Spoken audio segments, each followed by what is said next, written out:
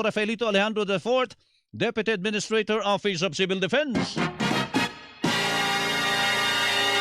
Administrator, magandang umaga po sa inyo. Asek, good morning po. Hello. Yes, yes. Good morning, Melo. Good morning sa lahat ng mga tagapakinig. Opo. Magandang umaga. Makikibalita po kami doon sa epekto po ng bagyong Maymay at saka yung habagat. May mga natatanggap kayong mga ulat mula sa norte na mayroon pong mga pagbaha, may mga nasira mga bahay at saka mayroon pang mga nabagsakan daw po ng gumuhong lupa at saka mga bato. Asek, ano po ang inyong natatanggap pang mga balita tungkol dito sa bagyo na ito at saka si habagat?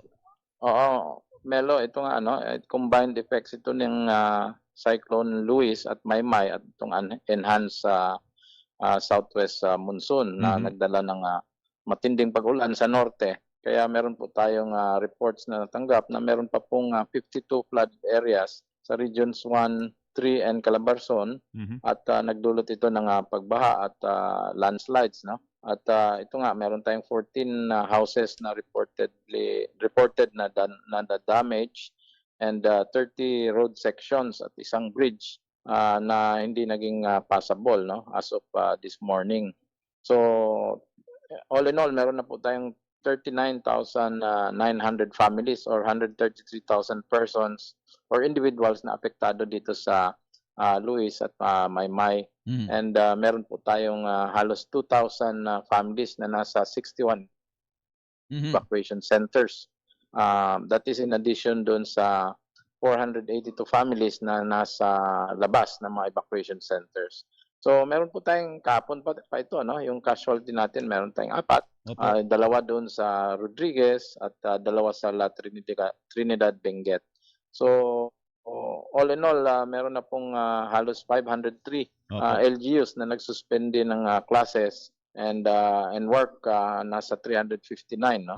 So tuloy-tuloy po ang ating pagmonitor at pagbibigay ayuda kasama ang DSWD na as of this morning, 3.5 million na po ang naibigay natin na assistance sa regions 1, 2, CAR, 3, 5 hanggang region 9, no? Kasi medyo malawak po ang effect nitong southwest monsoon po. Opo, Asek, ganito po kasi napuna namin dito yung mga namatay dito, yung mga nabagsakan at saka yung mga natapunan ng gumuhong lupa. Ano po ang kalagayan po ng mga kalsada po natin ngayon, Asek? So as of this morning, meron nga tayong halos 30 road sections na hindi madaanan muna kasi it's either mataas ang tubig or may kiniklear pa tayong mga landslides, no?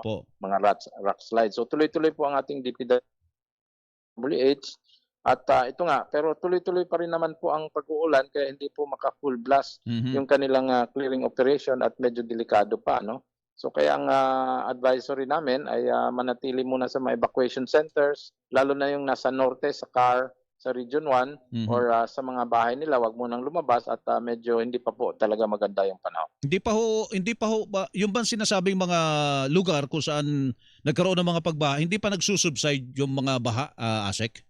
Karamihan dyan hindi pa po kasi as of this morning 52 pa rin ang reported areas na may floodings, no? Kasi tuloy-tuloy pa rin po ang ulan lalo na sa norte. Although dito sa Metro Manila, inaasahan natin na light to moderate na lang yung forecast for today. But sa norte po, tuloy-tuloy pa rin po yung pagbuhos ng ulan. Napakadelikado palang pumunta roon o mag-travel papunta roon dahil yung mga kalsada natin, dahil ganyan ang ating panahon, ay baka magpatuloy pa yung mga landslide na nangyayari, Asek. Ano po?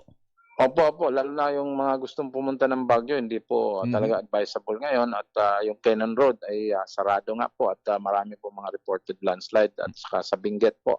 At yun po, ito nga, sana pero ang ulan po ay pinoproject ng Pag-asa for North, no? Na tuloy-tuloy ito hanggang bukas, no? Doon sa area na yan. Opo, sige po. Asek, salamat po sa mga impormasyon na ito at sana ay marinig ng mga kababayan natin na para mag-ingat sila sa paglabas-labas. Salamat po, magandang umaga po sa inyo. Opo, Melo, maraming salamat po at magandang umaga. Opo, si Asek Bernardo Rafaelito Alejandro IV, Deputy Administrator, Office of Civil Defense.